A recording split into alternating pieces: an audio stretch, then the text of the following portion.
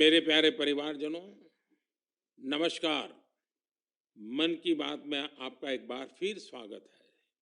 ये एपिसोड ऐसे समय में हो रहा है जब पूरे देश में त्योहारों की उमंग है। आप सभी को आने वाले सभी त्योहारों की बहुत बहुत बधाइयाँ। साथियों, त्योहारों की इस उमंग के बीच दिल्ली की एक खबर से ही मैं मन की बात की शुरुआत करना चाहता हूँ। इस महीने की शुरुआत में गांधी जयंती के अवसर पर दिल्ली में खादी की रिकॉर्ड बिक्री हुई। यहाँ कॉनॉट प्लेस में एक ही खादी स्टोर में एक ही दिन में 1.5 करोड़ रुपये से ज्यादा का सामान लोगों ने खरीदा। इस महीने चल रहे खादी महोत्सव ने एक बार फिर बिक्री के अपने सारे पुराने रिकॉर्ड तोड़ दिए हैं। आपको एक और बात जानकर भी बहुत अच्छा लगेगा। 10 साल पहले देश में जहां खादी प्रोडक्ट्स की बिक्री बड़ी मुश्किल से 30,000 करोड़ रुपए से भी कम थी, अब ये बढ़कर 1.25 लाख करोड़ रुपए के आसपास पहुंच रही है। खादी की बिक्री बढ़ने का मतलब है इसका फायदा शहर से लेकर गांव तक में अलग अलग वर्गों तक पहुंचता है। इस बिक्री का लाभ हमारे बुनकर, हस्तशिल्प के कारीगर, हमारे किसान, आयुर्वेदिक पौधे लगाने वाले, कुटीर उद्योग, सबको लाभ मिल रहा है। और यही तो वोकल फॉर लोकल अभियान की ताकत है। और धीरे धीरे आप सब देशवासियों का समर्थन भी बढ़ता जा रहा है। साथियों, आज मैं अपना एक और आग्रह आपके सामने दोहराना चाहता हूं और बहुत ही आग्रह पूर्वक दोहराना चाहता हूं। जब भी आप पर्यटन पर जाएं, तीर्थाटन पर जाएं, तो वहां के स्थानीय कलाकारों के द्वारा बनाए गए उत्पादों को जरूर खरीदें। आप अपनी उस यात्रा के कुल बजट में स्थानीय उत्पादों की खरीदी को एक महत्वपूर्ण प्राथमिकता के रूप में जरूर रखें। 10% हो, 20% हो, जितना आपका बजट बैठता हो, लोकल पर जरूर खर्च करिएगा और वहीं पर खर्च कीजिएगा। साथियों, हर बार की तरह इस बार भी हमारे त्योहारों में हमारी प्राथमिकता हो वोकल फॉर लोकल और हम मिलकर उस सपने को पूरा करें। हमारा सपना है आत्मनिर्भर भारत। इस बार ऐसे प्रोडक्ट से ही घर को रोशन करें जिससे मेरे किसी देशवासी के पसीने की महक हो, मेरे देश के किसी युवा का टैलेंट हो, उसके बनने में मेरे देशवासियों को रोजगार मिला हो, रोजमर्रा की जिंदगी की कोई भी आवश्यकता हो, हम लोकल ही लेंगे। लेकिन आपको एक और बात पर गौर करना होगा। वोकल फॉर लोकल की ये भावना सिर्फ त्योहारों की खरीदारी तक के लिए सीमित नहीं है। और कहीं तो मैंने देखा है दिवाली का दिया लेते हैं और फिर सोशल मीडिया में डालते हैं वोकल फॉर लोकल। नहीं जी, वो तो शुरुआत है। हमें बहुत आगे बढ़ना है। जीवन की हर आवश्यकता हमारे देश में सब कुछ उपलब्ध है। ये विजन केवल छोटे दुकानदारों और रेहड़ी पटरी से सामान लेने तक सीमित नहीं है। आज भारत दुनिया का बड़ा मैन्युफैक्चरिंग हब बन रहा है। कई बड़े ब्रांड यहीं पर अपने प्रोडक्ट को तैयार कर रहे हैं। अगर हम उन प्रोडक्ट को अपनाते हैं तो मेक इन इंडिया को बढ़ावा मिलता है और ये भी लोकल के लिए वोकल ही होना होता है। और हाँ, ऐसे प्रोडक्ट को खरीदते समय हमारे देश की शान यूपीआई डिजिटल पेमेंट सिस्टम से पेमेंट करने के आग्रही बने, जीवन में आदत डालें और उस प्रोडक्ट के साथ या उस कारीगर के साथ सेल्फी नमो ऐप पर मेरे साथ शेयर करें और वो भी मेड इन इंडिया स्मार्टफोन से। मैं उनमें से कुछ पोस्ट को सोशल मीडिया पर शेयर करूंगा ताकि दूसरे लोगों को भी वोकल फॉर लोकल की प्रेरणा मिले। साथियों, जब आप भारत में बने भारतीयों द्वारा बनाए गए उत्पादों से अपनी दिवाली रोशन करेंगे, अपने परिवार की हर छोटी मोटी आवश्यकता लोकल से पूरी करेंगे, तो दिवाली की जगमगाहट ज्यादा बढ़ेगी ही बढ़ेगी, लेकिन उन कारीगरों की जिंदगी में एक नई दिवाली आएगी, जीवन की एक नई सुबह आएगी, उनका जीवन शानदार बनेगा। भारत को आत्मनिर्भर बनाइए, मेक इन इंडिया ही चुनते जाइए, जिससे आपके साथ साथ और भी करोड़ों देशवासियों की दिवाली शानदार बने, जानदार बने, रोशन बने, दिलचस्प बने। मेरे प्यारे देशवासियों, 31 अक्टूबर का दिन हम सभी के लिए बहुत विशेष होता है। इस दिन हमारे लौह पुरुष सरदार वल्लभ भाई पटेल की जन्म जयंती मनाते हैं। हम भारतवासी उन्हें कई वजहों से याद करते हैं और श्रद्धा पूर्वक नमन करते हैं। सबसे बड़ी वजह है देश की 580 से ज्यादा रियासतों को जोड़ने में उनकी अतुलनीय भूमिका। हम जानते हैं हर साल 31 अक्टूबर को गुजरात में स्टैच्यू ऑफ यूनिटी पर एकता दिवस से जुड़ा मुख्य समारोह होता है। इस बार इसके अलावा दिल्ली में कर्तव्य पथ पर एक बहुत ही विशेष कार्यक्रम आयोजित हो रहा है।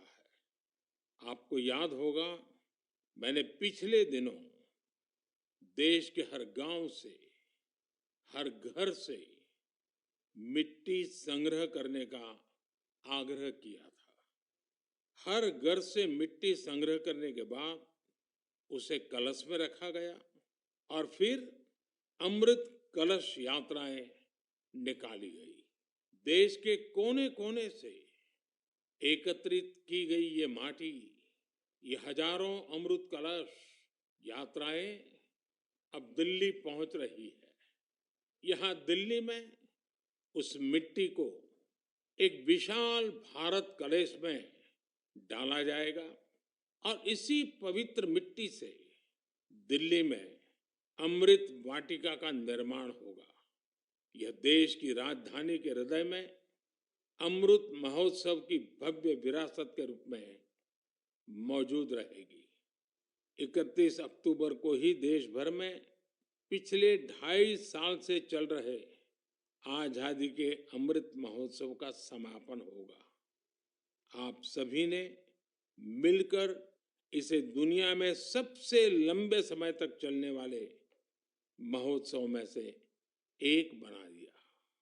अपने सेनानियों का सम्मान हो या फिर हर घर तिरंगा, आजादी के अमृत महोत्सव में लोगों ने अपने स्थानीय इतिहास को एक नई पहचान दी है। इस दौरान सामुदायिक सेवा की भी अद्भुत मिसाल देखने को मिली है। साथियों, मैं आज आपको एक और खुशखबरी सुना रहा हूं, और विशेष करके मेरे नौजवान बेटे बेटियों को, जिनके दिलों में देश के लिए कुछ करने का जज्बा है, सपने हैं, संकल्प है। ये खुशखबरी देशवासियों के लिए तो है ही है। मेरे नौजवान साथियों, आपके लिए सविशेष है। 2 दिन बाद ही 31 अक्टूबर को एक बहुत बड़े राष्ट्रव्यापी संगठन की नींव रखी जा रही है और वो भी सरदार साहब की जन्म जयंती के दिन। इस संगठन का नाम है मेरा युवा भारत, यानी माय भारत। माय भारत संगठन भारत के युवाओं को राष्ट्र निर्माण के विभिन्न आयोजनों में अपनी सक्रिय भूमिका निभाने का अवसर देगा। ये विकसित भारत के निर्माण में भारत की युवा शक्ति को एकजुट करने का एक अनोखा प्रयास है। मेरा युवा भारत की वेबसाइट माय भारत भी शुरू होने वाली है। मैं युवाओं से आग्रह करूंगा, बार बार आग्रह करूंगा कि आप सभी मेरे देश के नौजवान, आप सभी मेरे देश के बेटे बेटी myBharat.gov.in पर रजिस्टर करें और विभिन्न कार्यक्रम के लिए साइन अप करें। 31 अक्टूबर को पूर्व प्रधानमंत्री श्रीमती इंदिरा गांधी जी की पुण्यतिथि भी है। मैं उन्हें भी भावभीनी श्रद्धांजलि अर्पित करता हूं। मेरे परिवारजनों, हमारा साहित्य, लिटरेचर एक भारत श्रेष्ठ भारत की भावना को प्रगाढ़ करने के सबसे बेहतरीन माध्यमों से एक है। मैं आपके साथ तमिलनाडु की गौरवशाली विरासत से जुड़े दो बहुत ही प्रेरक प्रयासों को साझा करना चाहता हूं। मुझे तमिल की प्रसिद्ध लेखिका बहन शिवशंकरी जी के बारे में जानने का अवसर मिला है। उन्होंने एक प्रोजेक्ट किया है, नीट इंडिया थ्रू लिटरेचर। इसका मतलब है साहित्य से देश को एक धागे में पिरोना और जोड़ना। वे इस प्रोजेक्ट पर बीते 16 सालों से काम कर रही है। इस प्रोजेक्ट के जरिए उन्होंने 18 भारतीय भाषाओं में लिखे साहित्य का अनुवाद किया है। उन्होंने कई बार कन्याकुमारी से कश्मीर तक और इम्फाल से जैसलमेर तक देश भर में यात्राएं की ताकि अलग अलग राज्यों के लेखकों और कवियों के इंटरव्यू कर सके। शिवशंकरी जी ने अलग अलग जगहों पर अपनी यात्रा की, ट्रैवल कमेंट्री के साथ उन्हें पब्लिश किया है। ये तमिल और अंग्रेजी दोनों भाषाओं में है। इस प्रोजेक्ट में 4 बड़े वॉल्यूम्स हैं और हर वॉल्यूम भारत के अलग अलग हिस्से को समर्पित है। मुझे उनकी इस संकल्प शक्ति पर गर्व है। साथियों, कन्याकुमारी के थिरु A.K. पेरुमल जी का काम भी बहुत प्रेरित करने वाला है। उन्होंने तमिलनाडु के ये जो स्टोरी टेलिंग ट्रेडिशन है उसको संरक्षित करने का सराहनीय काम किया है। वे अपने इस मिशन में पिछले 40 सालों से जुटे हैं। इसके लिए वे तमिलनाडु के अलग अलग हिस्सों में ट्रैवल करते हैं और फोक आर्ट फोरम्स को खोजकर उसे अपनी बुक का हिस्सा बनाते हैं। आपको जानकर आश्चर्य होगा कि उन्होंने अब तक ऐसी करीब 100 किताबें लिख डाली हैं। इसके अलावा पेरुमल जी का एक और भी पैशन है। तमिलनाडु के टेम्पल कल्चर के बारे में रिसर्च करना उन्हें बहुत पसंद है। उन्होंने लेदर पपेट्स पर भी काफी रिसर्च की है, जिसका लाभ वहां के स्थानीय लोक कलाकारों को हो रहा है। शिवशंकरी जी और A.K. पेरुमल जी के प्रयास हर किसी के लिए एक मिसाल है। भारत को अपनी संस्कृति को सुरक्षित करने वाले ऐसे हर प्रयास पर गर्व है जो हमारी राष्ट्रीय एकता को मजबूती देने के साथ ही देश का नाम, देश का मान, सब कुछ बढ़ाएं। मेरे परिवारजनों, आने वाले 15 नवंबर को पूरा देश जनजातीय गौरव दिवस मनाएगा। ये विशेष दिन भगवान बिरसा मुंडा की जन्म जयंती से जुड़ा है। भगवान बिरसा मुंडा हम सबके हृदय में बसे हैं। सच्चा साहस क्या है और अपनी संकल्प शक्ति पर अड़िग रहना किसे कहते हैं, ये हम उनके जीवन से सीख सकते हैं। उन्होंने विदेशी शासन को कभी स्वीकार नहीं किया। उन्होंने ऐसे समाज की परिकल्पना की थी जहां अन्याय के लिए कोई जगह नहीं थी।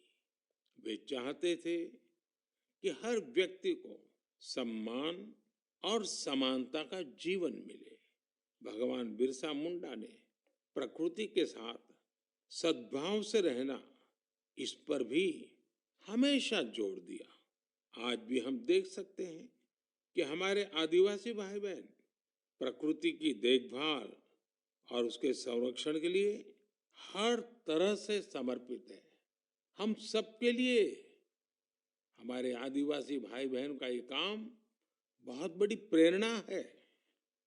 साथियों, कल यानी 30 अक्टूबर को गोविंद गुरुजी की पुण्यतिथि भी है। हमारे गुजरात और राजस्थान के आदिवासी और वंचित समुदायों के जीवन में गोविंद गुरुजी का बहुत विशेष महत्व रहा है। गोविंद गुरुजी को भी मैं अपनी श्रद्धांजलि अर्पित करता हूँ। नवंबर महीने में हम मानगढ़ नरसंहार की बरसी भी मनाते हैं। मैं उस नरसंहार में शहीद मां भारती की सभी संतानों को नमन करता हूँ। साथियों, भारतवर्ष में आदिवासी योद्धाओं का समृद्ध इतिहास रहा है। इसी भारत भूमि पर महान तिलका मांझी ने अन्याय के खिलाफ बिगुल फूंका था। इसी धरती से सिद्धो कान्हू ने समानता की आवाज उठाई। हमें गर्व है कि जन योद्धा टंट्या भील ने हमारी धरती पर जन्म लिया। हम शहीद वीर नारायण सिंह को पूरी श्रद्धा के साथ याद करते हैं, जो कठिन परिस्थितियों में अपने लोगों के साथ खड़े रहे। वीर रामजी गौंड हो, वीर गुंडा धूर हो, भीमा नायक हो, उनका साहस आज भी हमें प्रेरित करता है। अल्लूरी सीताराम राजू ने आदिवासी भाई बहनों में जो अलग जगाई, उसे देश आज भी याद करता है। नॉर्थ ईस्ट में कियांग नोबांग और रानी गाइदिन्ल्यू जैसे स्वतंत्रता सेनानियों से भी हमें काफी प्रेरणा मिलती है। आदिवासी समाज से ही देश को राजमोहिनी देवी और रानी कमलापति जैसी वीरांगनाएं मिली। देश इस समय आदिवासी समाज को प्रेरणा देने वाली रानी दुर्गावती जी की 500वीं जयंती मना रही है। मैं आशा करता हूं कि देश के अधिक से अधिक युवा अपने क्षेत्र की आदिवासी विभूतियों के बारे में जानेंगे और उनसे प्रेरणा लेंगे। देश अपने आदिवासी समाज का कृतज्ञ है, जिन्होंने राष्ट्र के स्वाभिमान और उत्थान को हमेशा सर्वोपरि रखा है। मेरे प्यारे देशवासियों, त्योहारों के इस मौसम में इस समय देश में स्पोर्ट्स का भी परचम लहरा रहा है। पिछले दिनों एशियन गेम्स के बाद पैरा एशियन गेम्स में भी भारतीय खिलाड़ियों ने जबरदस्त कामयाबी हासिल की है। इन खेलों में भारत ने 111 मेडल जीतकर एक नया इतिहास रच दिया है। मैं पैरा एशियन गेम्स में हिस्से लेने वाले सभी एथलीट्स को बहुत बहुत बधाई देता हूं। साथियों, मैं आपका ध्यान special Olympics world summer games की ओर भी ले जाना चाहता हूं। इसका आयोजन बर्लिन में हुआ था। ये प्रतियोगिता हमारे इंटेलेक्चुअल डिसेबिलिटीज वाले एथलीटों की अद्भुत क्षमता को सामने लाती है। इस प्रतियोगिता में भारतीय दल ने 75 गोल्ड मेडल सहित 200 पदक जीते। रोलर स्केटिंग हो, बीच वॉलीबॉल हो, फुटबॉल हो या लोन टेनिस, भारतीय खिलाड़ियों ने मेडल्स की झड़ी लगा दी। इन पदक विजेताओं की लाइफ जर्नी काफी इंस्पायरिंग रही है। हरियाणा के रणवीर सैनी ने गोल्फ में गोल्ड मेडल जीता है। बचपन से ही ऑटिज्म से जूझ रहे रणवीर के लिए कोई भी चुनौती गोल्फ को लेकर उनके जुनून को कम नहीं कर पाई। उनकी माँ तो यहाँ तक कहती हैं कि रणवीर की वजह से परिवार में आज सब गोल्फर बन गए हैं। पुडुचेरी के 16 साल के टी विशाल ने 4 मेडल जीते। गोवा की सिया सरोदे ने पावर लिफ्टिंग में 2 गोल्ड मेडल सहित 4 पदक अपने नाम किए।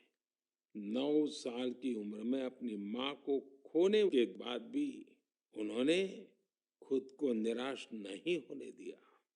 छत्तीसगढ़ के दुर्ग के रहने वाले अनुराग प्रसाद ने पावर लिफ्टिंग में 3 गोल्ड और 1 सिल्वर मेडल जीता है।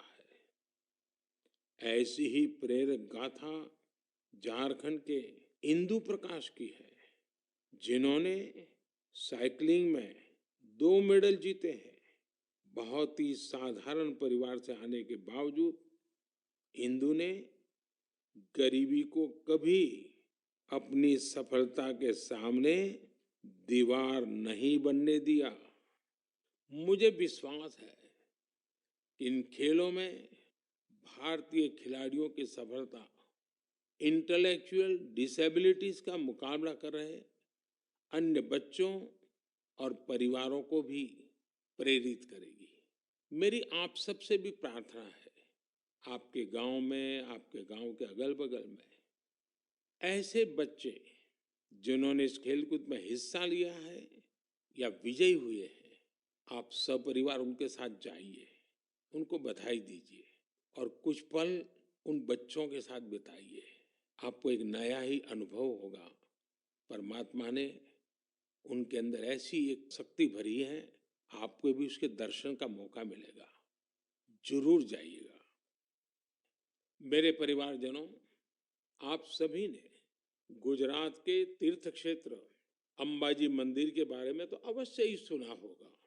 यह एक महत्वपूर्ण शक्तिपीठ है, जहां देश विदेश से बड़ी संख्या में श्रद्धालु मां अंबे के दर्शन के लिए पहुंचते हैं। यहाँ गब्बर पर्वत के रास्ते में आपको विभिन्न प्रकार की योग मुद्राओं और आसनों की प्रतिमाएं दिखाई देगी। क्या आप जानते हैं कि इन प्रतिमाओं की खास क्या बात है? दरअसल ये स्क्रैप से बने स्कल्पचर हैं, यानी एक प्रकार से कबाड़ से बने हुए, और जो बेहद अद्भुत है, यानी ये प्रतिमाएं इस्तेमाल हो चुकी, कबाड़ में फेंक दी गई पुरानी चीजों से बनाई गई हैं। अंबाजी शक्तिपीठ पर देवी मां के दर्शन के साथ साथ ये प्रतिमाएं भी श्रद्धालुओं के लिए आकर्षण का केंद्र बन गई है। इस प्रयास की सफलता को देखकर मेरे मन में एक सुझाव भी आ रहा है। हमारे देश में बहुत सारे ऐसे लोग हैं जो वेस्ट से इस तरह की कलाकृतियां बना सकते हैं। तो मेरा गुजरात सरकार से आग्रह है कि वो एक प्रतियोगिता शुरू करे और ऐसे लोगों को आमंत्रित करे। ये प्रयास गब्बर पर्वत का आकर्षण बढ़ाने के साथ ही पूरे देश में वेस्ट टू वेल्थ अभियान के लिए लोगों को प्रेरित करेगा। साथियों, जब भी स्वच्छ भारत और वेस्ट टू वेल्थ की बात आती है तो हमें देश के कोने कोने से अनगिनत उदाहरण देखने को मिलते हैं। असम के कामरूप मेट्रोपॉलिटन डिस्ट्रिक्ट में अक्षर फोरम इस नाम का एक स्कूल बच्चों में सस्टेनेबल डेवलपमेंट की भावना भरने का, संस्कार का एक निरंतर काम कर रहा है। यहाँ पढ़ने वाले विद्यार्थी हर हफ्ते प्लास्टिक वेस्ट जमा करते हैं, जिसका उपयोग इको फ्रेंडली ईंटें और चाबी की चेन जैसे सामान बनाने में होता है। यहाँ स्टूडेंट्स को रिसाइकलिंग और प्लास्टिक वेस्ट से प्रोडक्ट बनाना भी सिखाया जाता है। कम आयु में ही पर्यावरण के प्रति ये जागरूकता इन बच्चों को देश का एक कर्तव्यनिष्ठ नागरिक बनाने में बहुत मदद करेगी। मेरे परिवारजनों, आज जीवन का कोई ऐसा क्षेत्र नहीं जहां हमें नारी शक्ति का सामर्थ्य देखने को नहीं मिल रहा हो। इस दौर में जब हर तरफ उनकी उपलब्धियों को सराहा जा रहा है, तो हमें भक्ति की शक्ति को दिखाने वाली एक ऐसी महिला संत को भी याद रखना है, जिसका नाम इतिहास के सुनहरे पन्नों में दर्ज है। देश इस वर्ष महान संत मीराबाई की 525वीं जन्म जयंती मना रहा है। वो देश भर के लोगों के लिए कई वजहों से एक प्रेरणा शक्ति रही है। अगर किसी की संगीत में रुचि हो तो वो संगीत के प्रति समर्पण का बड़ा उदाहरण ही है। अगर कोई कविताओं का प्रेमी हो तो भक्ति रस में डूबे मीराबाई के भजन उसे अलग ही आनंद देते हैं। अगर कोई दैवीय शक्ति में विश्वास रखता हो तो मीराबाई का श्री कृष्ण में लीन हो जाना उसके लिए एक बड़ी प्रेरणा बन सकता है। मीराबाई संत रविदास को अपना गुरु मानती थी। वो कहती भी थी, गुरु मिलिया रैदास दीनी ज्ञान की गुटकी। देश की माताओं, बहनों और बेटियों के लिए मीराबाई आज भी प्रेरणा पुंज है। उस कालखंड में भी उन्होंने अपने भीतर की आवाज को ही सुना और रूढ़िवादी धारणाओं के खिलाफ खड़ी हुई। एक संत के रूप में भी वे हम सबको प्रेरित करती है। वे भारतीय समाज और संस्कृति को तब सशक्त करने के लिए आगे आई जब देश कई प्रकार के हमले झेल रहा था। सरलता और सादगी में कितनी शक्ति होती है, ये हमें मीराबाई के जीवन काल से पता चलता है। मैं संत मीराबाई को नमन करता हूँ। मेरे प्यारे परिवारजनों, इस बार मन की बात में इतना ही। आप सबके साथ होने वाला हर संवाद मुझे नई ऊर्जा से भर देता है। आपके संदेशों में उम्मीद और पॉजिटिविटी से जुड़ी सैकड़ों गाथाएं मुझ तक पहुंचती रहती है। मेरा फिर से आपसे आग्रह है, आत्मनिर्भर भारत अभियान पर बल दें, स्थानीय उत्पाद खरीदें, लोकल के लिए वोकल बने। जैसे आप अपने घरों को स्वच्छ रखते हैं, वैसे ही अपने मोहल्ले और शहर को स्वच्छ रखें।